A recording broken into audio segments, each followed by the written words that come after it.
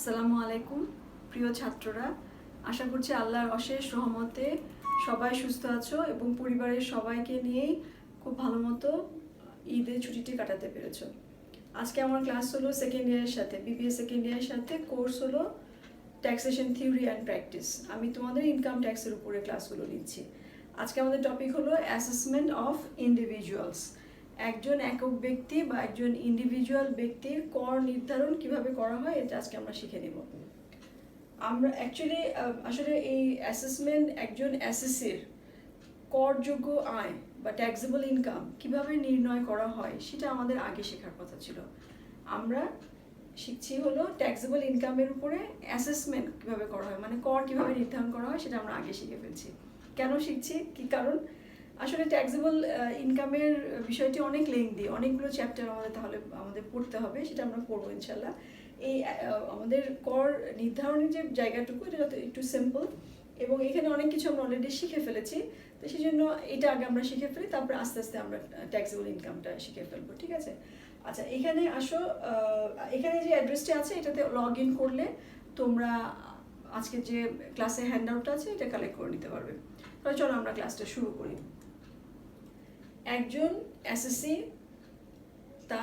তিনি যদি ইন্ডিভিজুয়াল হন অথবা একক ব্যক্তি হন, তার অ্যাসেসমেন্ট আমরা কিভাবে করব।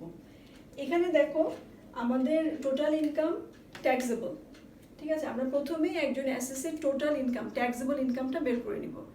তাহলে এরপরে তার উপরে আমরা গ্রস ট্যাক্স নির্ধারণ করব বিফোর ট্যাক্স রিবেট, মানে ট্যাক্স রিবেট বাদ দেওয়ার আগে যে ট্যাক্সটা নির্ধারণ করছি আমরা সেটাকে আমরা বলছি গ্রস ট্যাক্স। তাহলে গ্রস ট্যাক্সটা বের করে নিব। এরপরে কিছু জিনিস আমরা সাবট্র্যাক্ট মানে মাইনাস করে নিব, অর্থাৎ যেগুলো আমাদের তার ট্যাক্স রিবেটগুলো কী কী আছে দেখো। Tax rebate or income from partnership firm, মানে ট্যাক্স ফ্রি ইনকামের উপর যে রিবেটটা পাওয়া যাবে। এরপর ডাবল ট্যাক্সেশন রিলিফ, এছাড়া ইনভেস্টমেন্ট ট্যাক্স ক্রেডিট। এই তিনটা জিনিসকে আমরা সাবট্র্যাক্ট করে নিলে আমরা পাবো কি net tax after tax rebate, ঠিক আছে? Net tax after tax rebate আমরা পেলাম গ্রস ট্যাক্স থেকে কিছু ট্যাক্স রিবেটকে সাবট্র্যাক্ট করার পরে। এখানে আমাদের মিনিমাম ট্যাক্সের কথা একটা বলা আছে। তাহলে net tax after tax rebate যদি মিনিমাম ট্যাক্সের থেকে কম হয়, মানে এই মিনিমাম ট্যাক্সের কম একজন এসএসসি ট্যাক্স প্রদান করতে পারবেন না। তাহলে মিনিমাম ট্যাক্সের কম যদি নেট ট্যাক্স হয় তাহলে তাকে মিনিমাম ট্যাক্সে তার হবে তার অ্যাকচুয়াল ট্যাক্স পেয়েবল।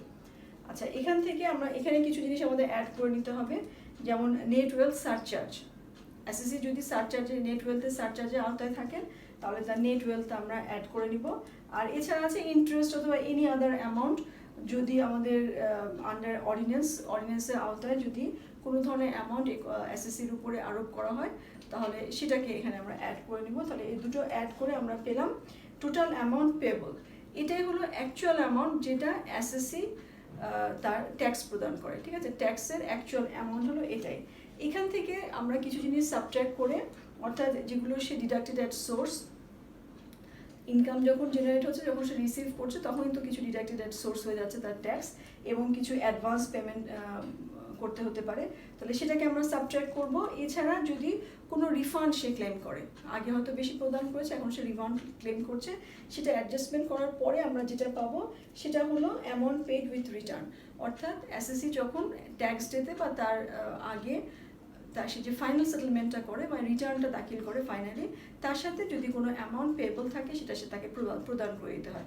তাহলে সে যেটা তার ট্যাক্স পেয়েবল হলো, সেখান থেকে ডিডাক্টেড অ্যাট সোর্স ট্যাক্স আর অ্যাডভান্স ট্যাক্স যেটা থাকে, অথবা যদি কোনো রিফান্ড অ্যাডজাস্টমেন্ট থাকে, এটা বাদ দেওয়ার পরে এসএসসি বাকি অ্যামাউন্টটা রিফান্ডের সাথে পরিশোধ করে দিচ্ছে।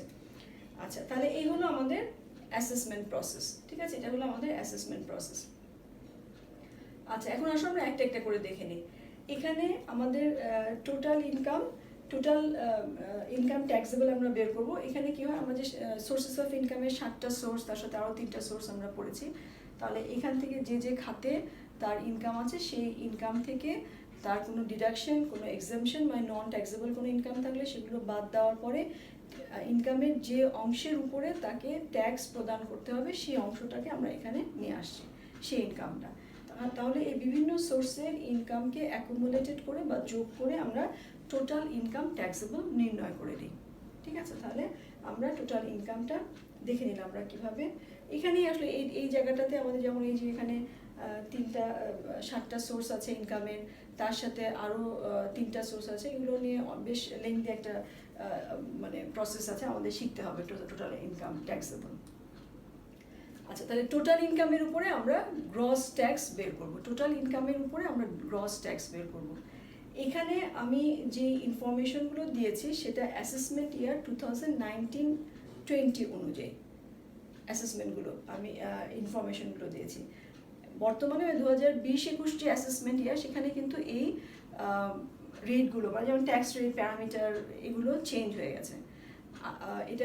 এটা এনবিআর প্রতি বছর একটা আয়কর নির্দেশিকা বের করে প্রকাশ করে, সেখানে ইনকাম ট্যাক্সের যে চেঞ্জগুলো হয়েছে সেই চেঞ্জগুলো সেখান থেকে আমরা জানতে পারি। আমি এখনো পর্যন্ত নির্দেশিকাটি কালেক্ট করতে পারিনি, জুলাই মাসের শেষের দিকে এটা সাধারণত প্রকাশ করা হয়। আমি পরবর্তী কোনো ক্লাসে তোমাদেরকে এই চেঞ্জগুলো সম্পর্কে, মানে শুধু ট্যাক্স, এই গ্রস ট্যাক্স নির্ণয় না, অন্যান্য যদি কোনো চেঞ্জ থাকে সেই চেঞ্জগুলো আমি পরবর্তী তোমাদের কোনো ক্লাসে জানিয়ে দেবো। এটা অবশ্য এনবিআর তাদের যে ওয়েব পেজ থাকে, ওয়েবসাইট আছে, সেখানে তাদের পাবলিকেশনসের মধ্যেও কিন্তু এই আয়কর নির্দেশিকাটি অ্যাভেলেবেল থাকে। কিছুদিনের মধ্যে তোমরা নিজেরাও কালেক্ট করে নিতে পারবে। ওয়েবসাইটে যদি ঢোকো, ওখানে পাবলিকেশনসের মধ্যে দেখবে যে অ্যাসেসমেন্ট ইয়ার 2020-21 জন্য আয়কর নির্দেশিকা প্রকাশ করা হয়, তোমরাও কালেক্ট করে নিতে হবে। আয়করের জন্য লেটেস্ট ইনফরমেশনটা জানাটা ভীষণ জরুরি। তুমি 2020-21 বসে 2019-20 অনুযায়ী যদি কর নির্ধারণ করো, সেটা তো সঠিক হবে না, সেটা ক্যালকুলেশনে ভুল হয়ে যাবে। সেই কারণে আমাদের 2019 লেটেস্টটা জানাটা জরুরি। তবে আমি মনে করি যে তোমরা যদি 2019-20 ইনফরমেশনগুলো দিয়ে গ্রস ট্যাক্স নির্ণয় করা শিখে নাও, ক্যালকুলেশনটা শিখে নাও, তাহলে 20-21 যে চেঞ্জগুলো হয়েছে সেটা বুঝে নিতে, খুব অ্যাডপ্ট করে নিতে বা বুঝে নিতে খুব বেশি সমস্যা হবে না। শুধু তো এই ট্যাক্স রেট বা প্যারামিটারগুলো চেঞ্জ, ঠিক আছে? তাহলে আসো আমরা দেখে নিই যে আমাদের গ্রস ট্যাক্সের কীভাবে নির্ণয় করব। এখানে দেখো ট্যাক্স রেট আছে, এখানে প্যারামিটার আছে, মানে রেঞ্জটা, ট্যাক্সেবল ইনকাম, আর ওখানে হলো ইন্ডিভিজুয়াল ট্যাক্স লায়াবিলিটি আমরা নির্ধারণ করবো। তাহলে এখানে বলেছে 0%, প্রথমে 0% দেওয়া আছে যে অন দ্য ফার্স্ট বিটিটি মানে বাংলাদেশি টাকা 2.5 লাখ, তাহলে একজন এসএসসির 2.5 লাখ টাকা পর্যন্ত 0% ট্যাক্স রেট, মানে কোনো ট্যাক্স তাকে প্রদান করতে হবে না 2.5 লাখ টাকা পর্যন্ত, ঠিক আছে? তাহলে এরপরে নেক্সট, ঠিক আছে, নেক্সট টাকা 4 লাখ, পরবর্তী 4 লাখ টাকার উপরে 10% হারে, অর্থাৎ একজন এসএসসির যদি 3 লাখ টাকা তার টোটাল ট্যাক্সেবল ইনকাম হয়, তাহলে তিনি 2.5 লাখ টাকার উপরে তাকে ট্যাক্স দিতে হচ্ছে না, বাকি 50,000 টাকার উপর 10% হারে তাকে 5,000 টাকা ট্যাক্স দিতে হবে। এভাবে যদি একজন এসএসসি 2.5 লাখ আর 4 লাখ মিলে 6.5 লাখ টাকা যদি তার টোটাল ইনকাম হয়, তাহলে প্রথম 2.5 লাখ টাকার উপরে 0% এবং তার পরবর্তী 4 লাখের উপরে 10% হারে 40,000 টাকা তার গ্রস ট্যাক্স হবে, ঠিক আছে? তাহলে এর পরবর্তী 5 লাখের উপরে 15% হারে, এর পরবর্তী 5 লাখের উপরে 15% হারে তার গ্রস ট্যাক্স নির্ধারণ হবে। অর্থাৎ তার যদি 6.5 এবং 5 মিলে 11.5 লাখ টাকা তার যদি টোটাল ইনকাম হয় কোনো এসএসসি, তাহলে প্রথম 2.5 লাখের উপর 0%, তারপরে 4 লাখের উপর 10%, তারপরে 5 লাখের উপরে 15% হারে তার গ্রস ট্যাক্স নির্ধারণ হবে। এভাবে পরবর্তী 6 লাখের উপর 20% হারে, তার পরবর্তী 30 লাখের উপরে 25% হারে, এবং তারপরে 30 লাখ, পরবর্তী 30 লাখের পরেও যে রিমেনিংটা থাকবে তার উপরে 30% হারে তার ট্যাক্স চার্জ হবে, তার গ্রস ট্যাক্স নির্ণয় হবে। অর্থাৎ দেখো এই যে টোটাল আমি যদি যোগ করি 2.5 লাখ, 4 লাখ, 5 লাখ, 6 লাখ, 30 লাখ, তাহলে 47,50,000 টাকা। এটা যদি এই পর্যন্ত তো আমরা আগে রেটে করলাম। একজন এসএসসি যদি 48 লাখ টাকা ধরো টোটাল ইনকাম ট্যাক্সেবল হয়, তাহলে সেই ক্ষেত্রে 47,50,000 টাকা আমরা আগের নিয়মে করব, আর বাকি যে 50,000 টাকা থাকবে সেটার উপরে 30% হারে তার চার্জ হয়ে যাবে, 15,000 টাকা চার্জ হয়ে যাবে। এই হলো আমাদের গ্রস ট্যাক্স আমরা ক্যালকুলেশন করব। এখন একটা জিনিস খেয়াল করতে হবে, এই যে এখানে যে অন ফার্স্ট বিটিটি 2.5 লাখ টাকা আছে, এখানে কিছু ভ্যারিয়েশনস আছে। মানে এই যেটা হলো নন ট্যাক্সেবল লিমিট, একজন এসএসসি টোটাল ইনকামের নন ট্যাক্সেবল ম্যাক্সিমাম লিমিট কত হবে, সেটা একজন ব্যক্তির জন্য 2.5 লাখ, কিন্তু আবার এটার একটা কিছু ভ্যারিয়েশনস আছে। কি আছে দেখো, যেমন উইমেন অথবা সিনিয়র সিটিজেন, মানে মোর দ্যান 65 ইয়ার্স ওল্ড, 65 বছরের অধিক বয়স্ক ব্যক্তির জন্য তিনি মহিলা হতে পারেন, পুরুষও হতে পারেন। এবং মহিলাদের জন্য এই রেঞ্জটা হলো এই নন ট্যাক্সেবল লিমিটের রেঞ্জটা হলো 3 লাখ, তার মানে 3 লাখ টাকা পর্যন্ত তাকে কোনো ট্যাক্স প্রদান করতে হচ্ছে না, 0%। এটা ডিসেবল পার্সনদের জন্য এটা এই রেঞ্জটা হলো 4 লাখ, আর যুদ্ধাহত মুক্তিযোদ্ধাদের জন্য এটা হলো 4,25,000।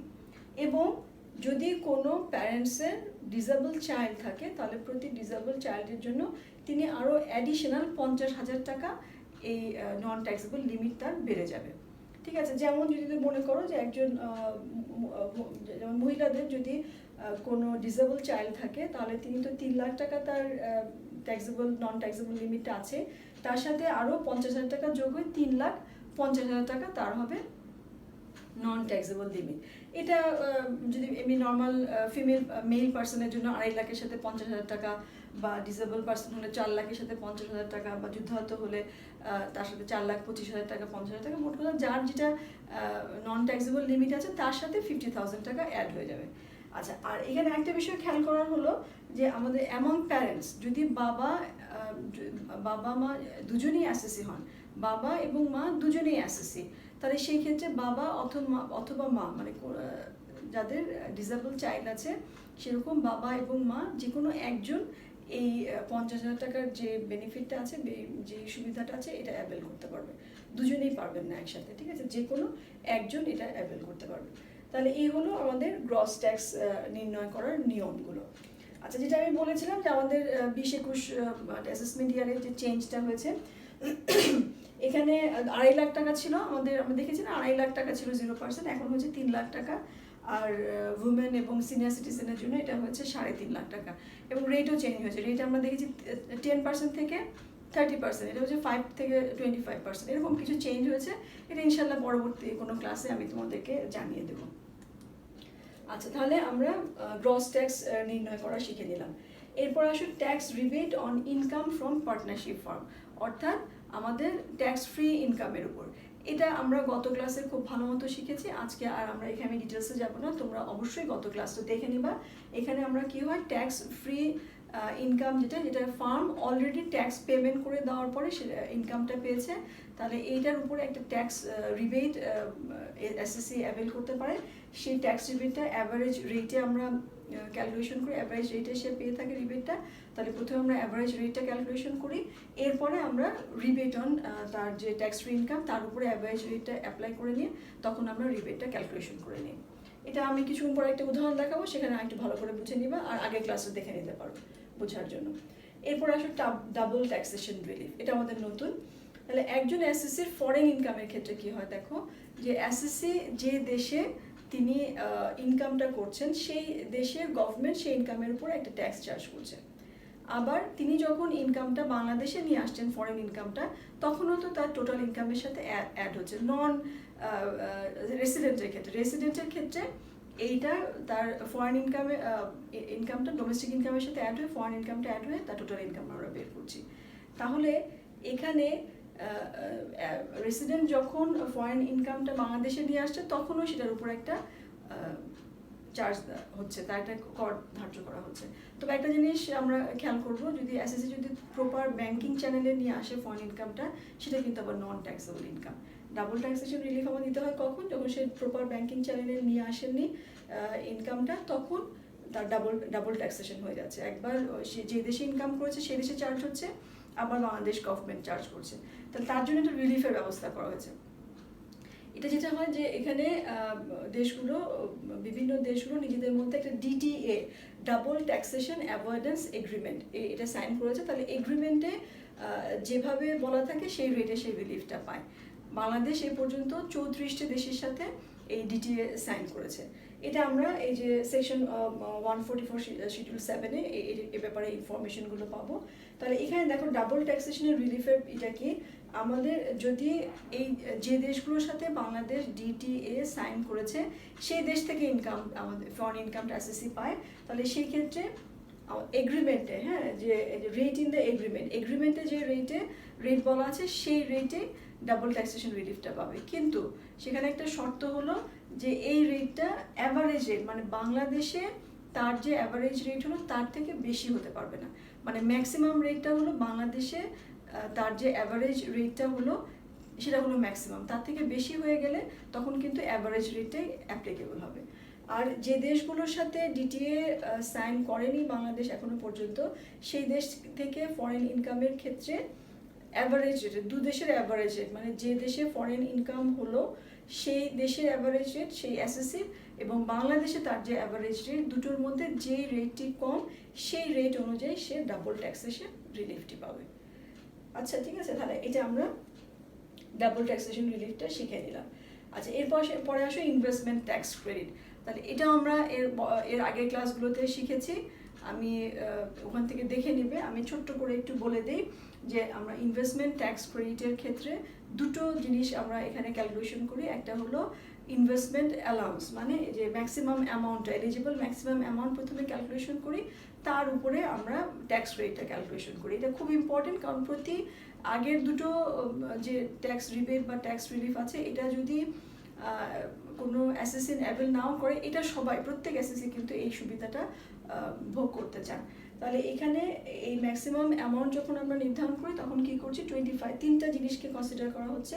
সেটা হলো একটা হলো 25% অফ টোটাল ইনকাম, কিন্তু সেই টোটাল ইনকাম থেকে আমরা এক্সক্লুড করে নিব এই যে সেকশন 44(4)-এ আর 82(c)(2)-তে যেই সোর্সেস অফ ইনকামের কথা বলা হয়েছে, মানে যেই ইনকামের উপরে সে ট্যাক্স এক্সামশন পেয়েছে অথবা রিডিউস রেটে ট্যাক্স ধার্য করা হয়েছে, সেটা যদি টোটাল ইনকামের মধ্যে ইনক্লুড থাকে সেটাকে মাইনাস করে নিতে হবে। তাহলে সেটা এক্সক্লুড করার পরে তার উপরে 25% এটা আমরা দেখব, অথবা অ্যাকচুয়াল ইনভেস্টমেন্ট এসএসসি অ্যাকচুয়ালি, মানে যেটা যে খাতগুলোকে এনবিআর রিকগনাইজ করেছে, অ্যালাউ করেছে, সেই খাতগুলোতে এসএসসি কতটুকু অ্যাকচুয়াল ইনভেস্ট করেছে সেই অ্যামাউন্টটা, অথবা 1.5 কোটি টাকা, ঠিক আছে, 1,50,00,000 টাকা। এই তিনটার মধ্যে উইচ ওয়ান ইজ লোয়ার, যেটা কম হবে সেটাই হবে তার ম্যাক্সিমাম অ্যামাউন্ট, মানে এলিজিবল অ্যামাউন্ট, যার উপরে তার আমরা ট্যাক্স ক্রেডিট নির্ধারণ করব। আর ট্যাক্স ক্রেডিট নির্ধারণ করার নিয়মটা কি ছিল, যে যদি তার টোটাল ইনকাম, টোটাল যে ট্যাক্সেবল ইনকাম এটা 10 লাখ টাকার মধ্যে হয়, মানে এক্সিড না করে, তাহলে এটা ফ্ল্যাট রেটে 15% হারে হয়ে যাবে। আর যদি 10 লাখ এক্সিড করে কিন্তু 30 লাখ এক্সিড না করে, তাহলে সেটা দুটো স্ল্যাবে ভাগ হবে, প্রথম 2.5 লাখের উপর 15%, তার পরবর্তীর উপর 12%। আর এখানে যদি 30 লাখ টাকাও এক্সিড করে টোটাল ইনকাম, সেক্ষেত্রে 3টা স্ল্যাবে ভাগ হয়ে যাবে, প্রথম 2.5 লাখের উপর 15%, তারপরের 5 লাখের উপর 12%, তারপরের উপরে 10%, তারপরে রিমেনিং অংশের উপর 10%। তাহলে এই হলো আমাদের ট্যাক্স ক্রেডিট। এটা আমরা কিসের উপরে এই রেটগুলো, অ্যালাউয়েবল ইনভেস্টমেন্টের উপরে এই রেটগুলো ক্যালকুলেশন করি। এটাও তোমরা আগের ক্লাসগুলো কিন্তু দেখে নিবা, ওখানে আরেকটু ভালো করে তোমরা বুঝে নিতে পারবে। আচ্ছা, তাহলে আমরা কি করলাম, টোটাল ইনকামের উপর gross tax before tax rebate বের করলাম, তার উপরে আমরা ট্যাক্স রিবেট, ট্যাক্স রিলিফ বা ট্যাক্স ক্রেডিটগুলো বাদ দেওয়ার পর, সাবট্র্যাক্ট করার পরে আমরা পেলাম net tax after tax rebate, ঠিক আছে, net tax after tax rebate. আচ্ছা, এখানে মিনিমাম ট্যাক্সের কথাটা আমি বলেছিলাম যে একজন এসএসসি মিনিমাম ট্যাক্সের কম দিতে পারবেন না। তার যদি net tax after tax rebate minimum ট্যাক্সের থেকে কম হয়, সেক্ষেত্রে তার মিনিমাম ট্যাক্সটাই হবে তার ট্যাক্স পেবল। তাহলে এই মিনিমাম ট্যাক্সটা কত, দেখো, মিনিমাম ট্যাক্স হলো তার ঢাকা এবং চিটাগাং সিটি কর্পোরেশনের মধ্যে এটা হলো 5,000 টাকা মিনিমাম ট্যাক্স। এছাড়া অন্যান্য সিটি কর্পোরেশনের মধ্যে এটা 4,000 টাকা এবং আদার এরিয়ার জন্য এটা 3,000 টাকা। তাহলে ঢাকাতে যদি কোনো এসএসসি অবস্থান করেন, তিনি 5,000 টাকার কম ট্যাক্স দিতে পারবেন না। অর্থাৎ দেখো, এই যে আমরা টোটাল ইনকাম যে বের করেছিলাম, ট্যাক্সেবল ইনকাম, সেটা যে 2.5 লাখ টাকা পর্যন্ত ছিল কি 0%, তার বেশি হলে তো ট্যাক্স দিতে হবে। তাহলে একজন ব্যক্তির, একজন এসএসসি যদি টোটাল ইনকাম 2.5 লাখ টাকা এক্সিড করে, বা যেটা ম্যাক্সিমাম লিমিট, যার ক্ষেত্রে যা, মহিলাদের ক্ষেত্রে যেটা, সিনিয়র সিটিজেনের সেক্ষেত্রে যেটা, ডিসেবল পার্সনের জন্য যেটা, যুদ্ধাহত মুক্তিযোদ্ধার জন্য যেটা, যার জন্য যেটা প্রযোজ্য, সেটা যদি এক্সিড করে, তাহলে কিন্তু তাকে, সে যেখানে অবস্থান করছে সেই অনুযায়ী তাকে মিনিমাম ট্যাক্সের মধ্যে চলে যেতে হবে। সে মিনিমাম ট্যাক্সের কম তখন দিতে হবে। তার যদি ট্যাক্স 100 টাকাও হয়, তাহলেও তাকে এই 5,000 টাকা অথবা 4,000 টাকা অথবা 3,000 টাকা, মানে সে যেখানে অবস্থান করছে সেই অনুযায়ী তাকে মিনিমাম ট্যাক্সটা দিতে হবে। আচ্ছা, তাহলে এটা আমাদের মিনিমাম ট্যাক্সটা আমরা দেখে নিলাম। তাহলে এখানে আমরা যেটা দেখে বের করে নিব যে কোন ট্যাক্সটা অ্যাপ্লিকেবল হবে। এরপরে কিছু জিনিস আমরা অ্যাড করব, অ্যাডিশন আমাদের কিছু জিনিস আছে, যেমন নেট ওয়েলথ সারচার্জ। কোনো ব্যক্তি যদি নেট ওয়েলথ সারচার্জের উপরে পড়েন, তার যে পরিসম্পদ আছে, সম্পদের উপরে একটা সারচার্জের আওতায় তিনি পড়তে পারেন। অথবা আরেকটা আছে হলো interest or any other amount under the ordinance if any. অর্থাৎ একজন ব্যক্তি হয়তো কোনো তার কোনো পেনাল্টি হয়েছে, অথবা তিনি আগে কোনো ট্যাক্স প্রদান করেন নাই, তার জন্য ইন্টারেস্ট হয়েছে, অথবা অন্য কোনো অ্যামাউন্ট যদি তার উপরে ধার্য করা হয় এই অর্ডিন্যান্সের আওতায়, সেটা আমরা এখানে যোগ করব। আচ্ছা, আরেকটা যোগ করব কি, আর হলো নেট ওয়েলথ সারচার্জ। এই দুটো যোগ করে আমরা টোটাল অ্যামাউন্ট পেয়েবলটা পাবো। আচ্ছা, তাহলে আমরা আসলে দেখে নিই নেট ওয়েলথ সারচার্জটা কি। আচ্ছা, নেট ওয়েলথ সারচার্জ হলো একজন ব্যক্তি তার নেট ওয়েলথ, তার নেট অ্যাসেট, তার সম্পদের পরিমাণ যদি 3 কোটি টাকার বেশি হয়, হ্যাঁ, এই যে 3 কোটি 3 crore টাকার বেশি হয়, তাহলে তিনি এই সারচার্জের আওতায় পড়বেন। যদি 3 কোটি টাকার কম হয়, তাহলে তাকে কিন্তু সারচার্জ তার উপরে ধার্য করা হবে না। ঠিক আছে, নেট ওয়েলথ সারচার্জ তার উপরে ধার্য করা হবে না। আচ্ছা, তাহলে আসলে আমরা দেখি যে কিভাবে আমরা সারচার্জগুলো ধার্য করছি। এটা হলো 3 কোটি টাকা পর্যন্ত আমরা তো বললাম জিরো। এরপরে 3 কোটি থেকে 5 কোটি টাকার মধ্যে যদি তার নেট ওয়েলথ হয়, অথবা তিনি যদি একাধিক মোটর কারের মালিক হন, অথবা সিটি কর্পোরেশন এরিয়াতে, যে কোনো সিটি কর্পোরেশন এরিয়াতে তার হাউস প্রপার্টি যদি 8000 স্কোয়ার ফিট, হ্যাঁ 8000 স্কোয়ার ফিটের বেশি এই ধরনের কোনো হাউস প্রপার্টি তিনি মালিক হন, তাহলে তিনি 10% হারে সারচার্জ প্রদান করবেন। এই 10%টা কিন্তু rate on IT payable, IT income tax payable. এটা আমাদের ইনকামের, টোটাল ইনকামের উপরেও না বা ওয়েলথের উপরেও না, এটা যেটা নেট ট্যাক্স আমরা বের করলাম, সেই নেট ট্যাক্সের উপরে 10% হারে তার সারচার্জ হবে। এবং মিনিমামটা হলো 3000, যেমন আমরা মিনিমাম ট্যাক্স দেখেছি, সেরকমভাবে মিনিমাম সারচার্জ হলো 3000। 3000 টাকা কম চার্জ তিনি দিতে পারবেন না সারচার্জ। আচ্ছা, এরপরে 5 কোটি টাকার বেশি কিন্তু 10 কোটি টাকার মধ্যে হলে এটা হলো 15% হারে হবে সারচার্জটা। 10 কোটি টাকার বেশি কিন্তু 15 কোটি টাকার মধ্যে হলে এটা 20% হারে হবে। আর 15 কোটি টাকার বেশি কিন্তু 20 কোটি টাকার মধ্যে হলে এটা 25% হারে হবে। আর 20 কোটি টাকার বেশি যদি তার ওয়েলথ হয়, নেট ওয়েলথ হয়, তাহলে তাকে 30% হারে সারচার্জ প্রদান করতে হবে, এবং মিনিমাম হলো 5000। আর মোর দেন 50 crore সেটাও একটা অপশন আছে। দেখো, মোর দেন 50 crore হলে দুটো জিনিসকে একটু কনসিডার করতে হবে। একটা হলো 30% অন আইটি, এটা, অথবা এই যে 0.10% অন নেট ওয়েলথ। দেখো, 0.10% অন নেট ওয়েলথ, মানে নেট ওয়েলথের উপরে 0.1%, ঠিক আছে, 0.1%, 0.1%, ঠিক আছে, 1% তার নেট ওয়েলথের উপরে চার্জ করতে হবে। অথবা 30% হারে তার যে ইনকাম ট্যাক্স পেবল আছে তার উপরে যে আমরা 30% চার্জ করি, এই দুটোর মধ্যে যেটি বেশি সেটা তার সারচার্জ হবে। আমি আবারও একটু বলি, তার যে এখানে এই 0.1%, 0.1%, এটা কিন্তু আইটির উপরে না বা টোটাল ইনকামের উপরে, নেট ওয়েলথের উপরে, তার যে টোটাল সম্পদ আছে তার উপরে তার 0.1% হারে ক্যালকুলেশন করব, অথবা 30% হারে হলো ইনকাম ট্যাক্সের উপর, নেট ট্যাক্সের উপরে ক্যালকুলেশন করব। দুটোর মধ্যে যেটি বেশি সেটা হবে তার সারচার্জ। এটা হলো আমাদের নেট ওয়েলথ সারচার্জ নির্ণয় করার নিয়ম, ঠিক আছে। আচ্ছা, তাহলে এখন দেখো, আমরা তো নেট আফটার ট্যাক্স রিবেটের পরে আমরা নেট ওয়েলথ সারচার্জ যদি থাকে সেটা অ্যাড করে নিচ্ছি, এবং যদি কোনো ইন্টারেস্ট অথবা আদার অ্যামাউন্ট থাকে সেটা অ্যাড করে নিচ্ছি। এই দুটো অ্যাড করার পরে আমার টোটাল অ্যামাউন্ট পেয়েবল, এটাই হলো একজন অ্যাসেসির অ্যামাউন্ট, অ্যাকচুয়াল অ্যামাউন্ট পেয়েবল। আচ্ছা, এখন যেটা হয় যে কিছু জিনিস এরপরে আমরা সাবট্র্যাক্ট করি, যেমন ট্যাক্স ডিডাক্টেড অ্যাট সোর্স। যখন এসএসসির ইনকাম সে রিসিভ করছে, তখনই ডিডাক্টেড অ্যাট সোর্স কিছু বিষয় থাকে। এটাও এনবিআর এটাও ডিফাইন করে দিয়েছে যে কোন কোন সোর্স থেকে ইনকাম হলে সেটা বাধ্যতামূলকভাবে সাবট্র্যাক্ট করতে হবে। যেমন স্যালারি হতে পারে, ডিভিডেন্ড হতে পারে, ব্যাংক ইন্টারেস্ট হতে পারে, ঠিক আছে, অথবা ইন্টারেস্ট অন সিকিউরিটিস হতে পারে। তাহলে এগুলো থেকে ডিডাক্টেড অ্যাট সোর্স করা হয়। অথবা অ্যাডভান্স ট্যাক্স, যেমন তুমি যদি একজন এসএসসি মোটর কার রেজিস্ট্রেশন করতে যান, তাহলে তাকে 15,000 টাকা ট্যাক্স, অ্যাডভান্স ট্যাক্স প্রদান করতে হয়, অ্যাডভান্স ইনকাম ট্যাক্স প্রদান করতে হয়। এই বছর অবশ্য সেটা চেঞ্জ হয়েছে, এটা 25,000 টাকা হয়েছে। তাহলে এই ধরনের কোনো অ্যাডভান্স ট্যাক্স অথবা ডিডাক্টেড অ্যাট সোর্স থাকলে সেটা আমরা লেস করব। অথবা যদি এসএসসি কোনো রিফান্ড যদি তিনি ক্লেম করেন, মানে তিনি অতিরিক্ত প্রদান করেছেন, তিনি এখন রিফান্ড ক্লেম করছেন, এই ধরনের কোনো অ্যাডজাস্টমেন্ট থাকলে সেটা আমরা এখানে অ্যাডজাস্ট করে নিব। তারপরে আমরা যে যতটুকু বাকি থাকবে সেটা আমরা সেটা এসএসসি পেমেন্ট করে নেয় রিটার্নের সাথে, মানে ট্যাক্স ডেতে অথবা তার আগে সে যখন ফাইনাল সেটেলমেন্টটা করছে, সে যখন রিটার্ন দাখিল করছে, তখন যে অ্যামাউন্টটা তখনও পেয়েবল আছে সেই পেয়েবল অংশটুকু সে প্রদান করে ফাইনাল সেটেলমেন্টটা করে ফেলে। কিন্তু আমাদের ট্যাক্স কিন্তু আসলে এটা ট্যাক্স পেয়েবল যদি আমরা বলি যে একজন অ্যাসেসির ট্যাক্স পেয়েবল কোনটা, সেটা টোটাল অ্যামাউন্ট পেয়েবল। তাহলে এই হলো আমাদের অ্যাসেসমেন্ট অফ ইন্ডিভিজুয়াল। এখানে দেখো আমি যেটা বলেছি টোটাল ইনকামে এই ট্যাক্সেবলটা আমরা এর পরের ক্লাসগুলোতে আমরা এটা শিখবো। আমরা এই যে প্রসেসটা আমরা আগে শিখে দিলাম, কারণ এখানে যে ট্যাক্স রিবেটটা আমাদের আগে শেখা, ইনভেস্টমেন্ট ট্যাক্স ক্রেডিট আমাদের আগে শেখা, গ্রস ট্যাক্স এবং ডাবল ট্যাক্সেশন আর নেট ওয়েলথ সারচার্জ, এগুলো আমরা আজকে শিখে নিলাম। তাহলে আমাদের অ্যাসেসমেন্ট প্রসেসটা শেখা হয়ে গেল। এখানে রিটার্নের কিছু ছবি আছে, দেখো রিটার্ন এটা ফার্স্ট পেজ, এটা সেকেন্ড পেজ। এখানে এই পেজটা অ্যাকচুয়ালি আমরা ফিল আপ করতে পারবো কিন্তু এখন, হ্যাঁ আমরা যেটা শিখেছি এই পেজটা আমরা এখন ফিল আপ করতে পারবো। আর এটা হলো অ্যাকনলেজমেন্ট স্লিপ, এটা ট্যাক্স রিটার্ন তারা যে রিসিভ করেছে অ্যাকনলেজমেন্ট স্লিপটা দেওয়া হবে, ঠিক আছে। তাহলে এই হলো আমাদের অ্যাসেসমেন্ট প্রসেস। আসলে আমরা একটা এক্সাম্পল দিয়ে এখন এটা একটু বোঝার চেষ্টা করি যে আমরা অ্যাসেসমেন্ট প্রসেসটা কি। এখানে মিস্টার মাকসুদুর রহমানের ইনকাম ইয়ার হলো 2018-19 এবং অ্যাসেসমেন্ট ইয়ার হলো 2019-20। এবং তার calculation of income, total income ট্যাক্সেবলটা বলা আছে।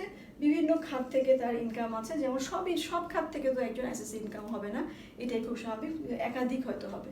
তাহলে স্যালারি থেকে তার আছে 7,50,000। ইন্টারেস্ট অন সিকিউরিটিজ দেখো 5 ইয়ার সেভিংস সার্টিফিকেট, তাহলে 5 ইয়ার সেভিংস সার্টিফিকেটের উপরে সে ইন্টারেস্ট পেয়েছে 80,000 টাকা। একটা জিনিস খেয়াল করতে হবে, এটা কিন্তু ট্যাক্স ডিডাক্টেড অ্যাট সোর্স হয়েছে 10% এবং এটাই হলো ম্যাক্সিমাম লিমিট। এর থেকে বেশি তাকে আর এই ইনকামের উপর ট্যাক্স প্রদান করতে হবে না। আচ্ছা, আর ইনকাম ফ্রম হাউস প্রপার্টি আছে 1,20,000 টাকা। আর income from other sources dividend এবং ব্যাংক ইন্টারেস্ট এটা আছে 55,000 টাকা, 55,000। আর share of income from firm or ইউপি মানে অ্যাসোসিয়েশন অফ পার্সনস, এটা আছে 1,00,000 টাকা। তার মানে এটা হলো ট্যাক্স ফ্রি ইনকাম। এবং আমরা এটা ধরে নিব যে এটা ফার্ম অলরেডি ট্যাক্স প্রদান করার পরে তাকে এই ইনকামটা তাকে প্রদান করেছে। আর আমাদের দেখো ফরেন ইনকাম আছে 2.5 লাখ টাকা, তা এবং সেটা সাউথ কোরিয়াতে। ফরেন ইনকাম হলো ফ্রম সাউথ কোরিয়ার সাথে ডিটিএ সাইন করেছে বাংলাদেশ। আচ্ছা, তাহলে এখানে আমাদের টোটাল ইনকাম ট্যাক্সেবল, অর্থাৎ তার কোনো ধরনের এক্সামশন, নন ট্যাক্সেবল কোনো এক্সামশন থাকলে, কোনো ডিডাকশন থাকলে সব বাদ দেওয়ার পরে যে অ্যামাউন্টের উপরে তাকে ট্যাক্স প্রদান করতে হবে সেই অ্যামাউন্টটা এখানে দেওয়া আছে 13,55,000। আর কি ইনফরমেশন আছে দেখো, অ্যাকচুয়াল ইনভেস্টমেন্ট আছে এখানে life insurance premium, savings certificate, share purchase, donation, hospital আর জাকাত ফান্ড। অর্থাৎ যেই খাতগুলোতে এনবিআর তাকে ডিফাইন করে দিয়ে বা রিকগনাইজ করে দিয়েছে যে এখানে তার ইনভেস্টমেন্ট অ্যালাউন্স হিসেবে সে অ্যালাউ করা হয়েছে, সেখানেই সে ইনভেস্ট করেছে এবং সেটা হলো কত 3,27,000। আর বলেছে he paid income tax at the rate of 25% in South Korea as per DTA, double taxation avoidance agreement. এটা অনুযায়ী সে 25% সাউথ কোরিয়াতে করেছে। তাহলে এই রেটে তার ডাবল ট্যাক্সেশন রিলিফ পাওয়ার কথা, যদি না সেটা অ্যাভারেজ ট্যাক্সের বেশি হয়ে যায়। আচ্ছা, ট্যাক্স ডিডাক্টেড অ্যাট সোর্স হলো 30,000। আর এখানে দেখো বলেছে নেট অ্যাসেট অ্যামাউন্ট হলো 3.5 crore, 3.5 কোটি টাকা। তার মানে 3 কোটি টাকার বেশি হলেই তো একজন এসএসসি সারচার্জের আওতাভুক্ত হয়ে যান, তাহলে তিনি কিন্তু সারচার্জ তাকে প্রদান করতে হবে। আচ্ছা, তাহলে এখন আসো আমরা গ্রস ট্যাক্স, প্রথমেই তো আমরা ট্যাক্সেবল ইনকামের উপর গ্রস ট্যাক্স বের করবো। তাহলে অ্যাসেসমেন্ট ইয়ার 2019-20 অনুযায়ী আমাদের বলা হয়েছে কি যে একজন ব্যক্তি মিস্টার মাকসুদুর রহমান, তাহলে তো ওনার জন্য তো নন ট্যাক্সেবল লিমিটটা হবে 2.5 লাখ টাকা। তাহলে 2.5 লাখ টাকার উপরে 0% হারে তাকে দিতে হচ্ছে না কোনো ট্যাক্স। এবং তার পরবর্তী কত ছিল 10%, তাহলে তার পরবর্তী 4 লাখের উপর 10% হারে তার কত 40,000 টাকা তার হবে tax liability, individual tax liability. এর পরবর্তী 5 লাখের উপর 15% হারে তার কত ট্যাক্স আসবে দেখো, তার ট্যাক্স হলো 75,000 টাকা। আর এরপর রিমেইনিং যেটা থাকছে, এখন আমাদের এখানে 11,50,000 টাকা অলরেডি আমাদের হয়ে গেছে। আচ্ছা, এখন রিমেইনিং কত হবে দেখো, রিমেইনিং ক্ষেত্রে একটা কথা খেয়াল করতে হবে যে আমি বলেছি যে 5 ইয়ার সেভিংস সার্টিফিকেটের থেকে যে ইন্টারেস্টটা সে পেয়েছে তার উপরে ডিডাক্টেড অ্যাট সোর্স হয়েছে 10% হারে, এটার উপরে আমরা আর গ্রস ট্যাক্স নির্ধারণ করবো না, কারণ এর উপরে সে আর কোনো ট্যাক্স প্রদান করবে না, ঠিক আছে, করবেন না। সুতরাং তার জন্য 80,000 টাকার উপরে ওই 10% মানে 8,000 টাকাই হলো তার ম্যাক্সিমাম ট্যাক্স।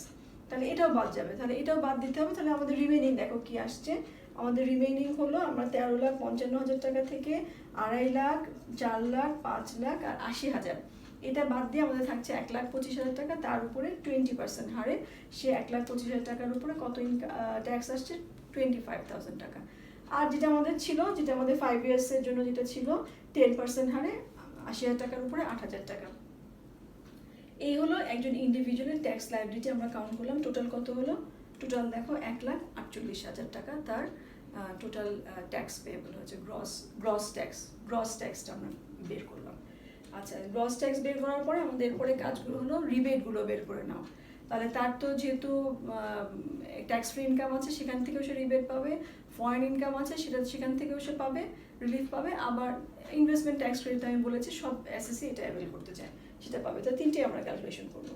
তাহলে এখানে আমরা বলেছি যে আমরা যখন ট্যাক্স ফ্রি ইনকামের উপর মানে পার্টনারশিপ ফার্ম থেকে সে যে ইনকামটা পেয়েছে এটাকে আমরা ধরে নিচ্ছি এটা ট্যাক্স ফ্রি, এটা অলরেডি ট্যাক্স প্রদান করা হয়েছে, তাই সেটাকে অ্যাভারেজ রেটে সে ট্যাক্স রিবেট পাবে। তাহলে অ্যাভারেজ রেটটা আমরা বের করবো কি, টোটাল ট্যাক্স ডিভাইড বাই সে ইনকামটা কত ছিল, দেখো 1,00,000 টাকা ইনকাম ছিল।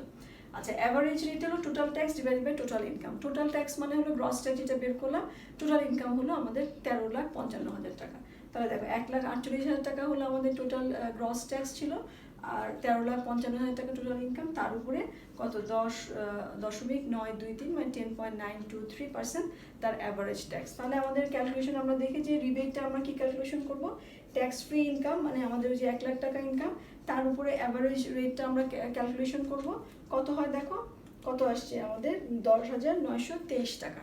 10,923 টাকা সে রিবেট পেলো। হ্যাঁ, এখানে ট্যাক্স রিবেট পেলো on income from partnership firm, কারণ হলো অলরেডি এই পার্টনারশিপ ফার্ম তার ট্যাক্সটা প্রদান করেই তাকে ইনকামটা দিয়েছে, সেজন্য সে একটা রিবেট পাচ্ছে।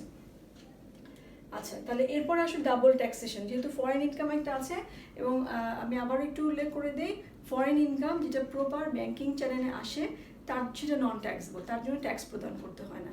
তাহলে প্রপার ব্যাংকিং চ্যানেলে যদি না আসে তখনই সেটা ফরেন ইনকাম হিসেবে আমাদের টোটাল ট্যাক্সেবল ইনকামের মধ্যে অ্যাড হয়ে যাচ্ছে। তাহলে এখানে দেখো ট্যাক্স রিলিফ পাওয়ার কথা কিভাবে, সাউথ কোরিয়াতে ডিটিএ এগ্রিমেন্ট হয়েছে বাংলাদেশের সাথে সাউথ কোরিয়া। তাহলে ওখানে যে এগ্রিমেন্টে যেটা উল্লেখ করা আছে 25% সেই হারে তাকে তার ট্যাক্স রিলিফ পাওয়ার কথা, কিন্তু আবার বলা ছিল কি যে ম্যাক্সিমাম লিমিটটা হবে অ্যাভারেজ। তাহলে আমাদের অ্যাভারেজ রেট ইন বাংলাদেশ তো এর আগে আমরা বের করলাম 10.92, আমি দুটো ঘর নিয়েছি দশমিকের পরে 3টা বাদ দিয়েছি, তাহলে 10.92%। তাহলে অ্যাভারেজ রেটটা তো কম হয়ে গেল, তাহলে ম্যাক্সিমাম লিমিট তার অ্যাভারেজ রেট, তার থেকে সে বেশি রিলিফ পাবে না। তাহলে দেখো, তাহলে এই যে অ্যাভারেজ রেট আমরা যদি ক্যালকুলেশন করি, এই 2,50,000 টাকা তার ছিল ফরেন ইনকাম, তার উপরে 10.92%, তাহলে আমাদের হচ্ছে 27,300 টাকা, 27,300 হলো তার ডাবল ট্যাক্সেশন রিলিফ সে পেলো। ঠিক আছে, তাহলে তার ডাবল ট্যাক্সেশন রিলিফ হলো কত, 27,300 টাকা।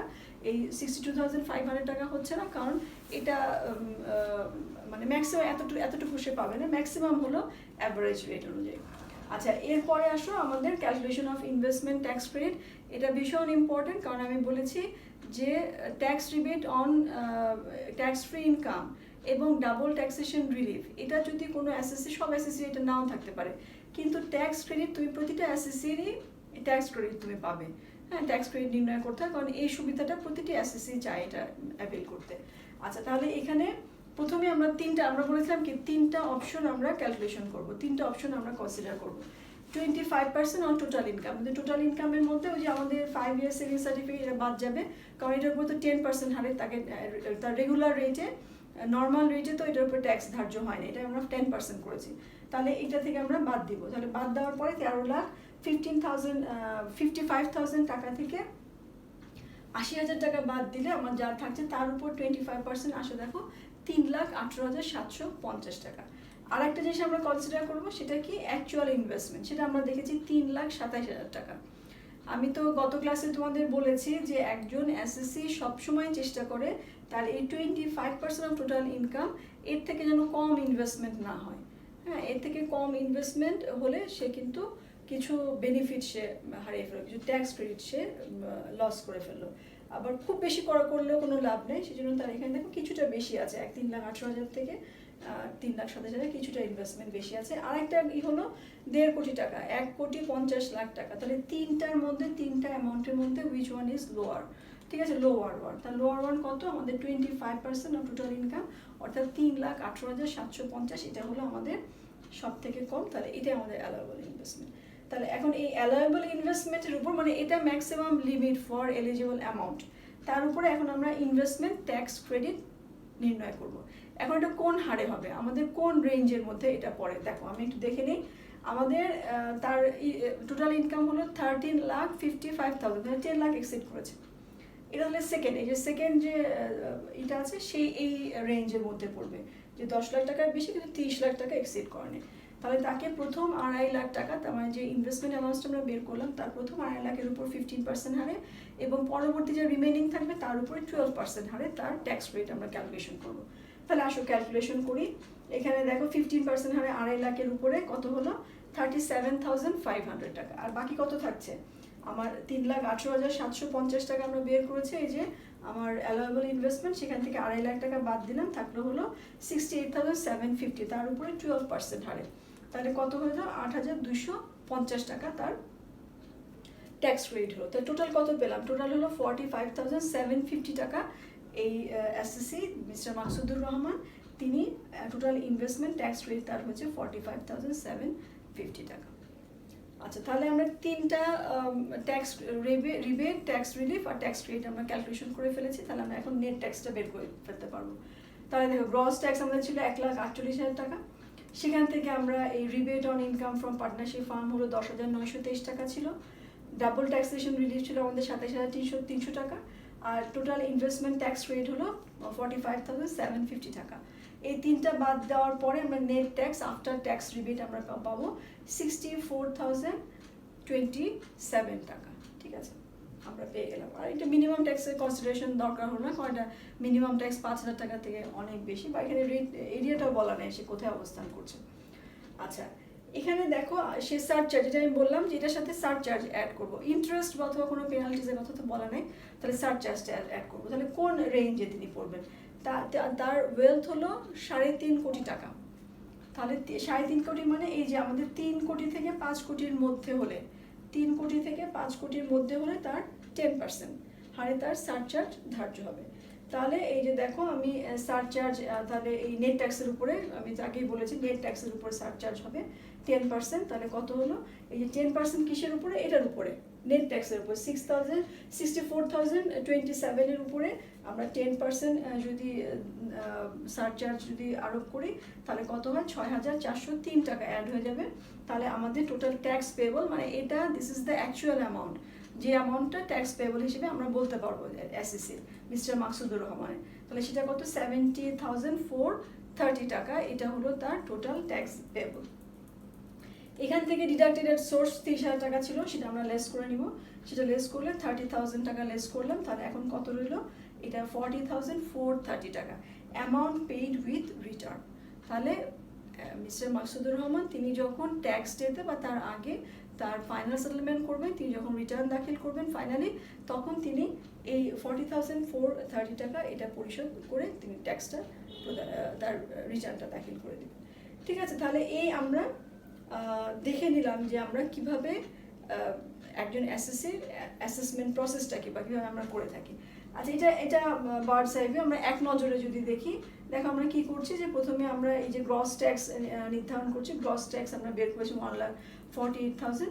তারপরে আমরা বিভিন্ন যে ক্যালকুলেশনগুলো করেছি, এই যে ট্যাক্স রিবেট বের করেছি ট্যাক্স ফ্রি ইনকামের উপরে, অ্যাভারেজ রেট বের করলাম, আর এই যে 10,923 টাকা বের হলো তার রিবেট। আর এখানে আছে ইনভেস্টমেন্ট ট্যাক্স রেট, এখানে অ্যালাউয়েবল ইনভেস্টমেন্ট এই যে আমরা বের করে নিয়েছি 3,18,750, এবং তারপরে আমরা ট্যাক্স ক্রেডিটটা ক্যালকুলেশন করেছি যে 45,750, আর ডাবল ট্যাক্সেশন রিলিফ আমাদের এই 27,300 টাকা হবে, এটা 5 টাকা একটু ভুল হয়েছে, 300 টাকা হবে। তাহলে এটা আমরা যে এখানে আমরা লেস করে দিচ্ছি, এগুলো লেস করার পরে আমরা নেট ট্যাক্সটা পেলাম। নেক্সট ট্যাক্স আমাদের কত, 64,027, এবং তার সাথে আমরা নেট ওয়েলথটা আমরা যোগ করছি, সেখান থেকে আমাদের টোটাল ট্যাক্স পেয়েবল পেলাম। আর এখানে ট্যাক্স ডিডাক্টেড সোর্স হলো 30,000 টাকা, তাহলে সেই অ্যামাউন্ট পেমেন্ট করবে রিটার্নের সাথে কত, 40,430 টাকা। তাহলে এখানে একটা বার্ডস আই ভিউ, মানে এক নজরে যদি আমরা দেখি এই কাজগুলো আমরা ট্যাক্সেবল ইনকাম বের করার পরে ঠিক এই কাজগুলো আমরা করে থাকি। ঠিক আছে, দেখো এই যে আমাদের এই যে পুরো প্রসেসটা।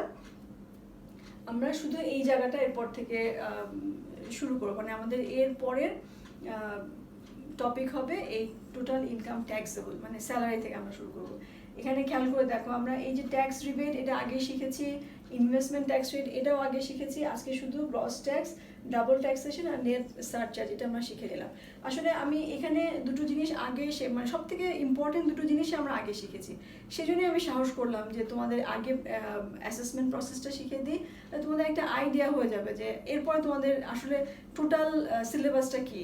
হ্যাঁ, আমাদের লাস্ট এটা হলো একদম লাস্ট এটা শিখতে হয়, এরপরে আমরা এই টোটাল ইনকাম ট্যাক্সেবল এটা আমরা শিখবো।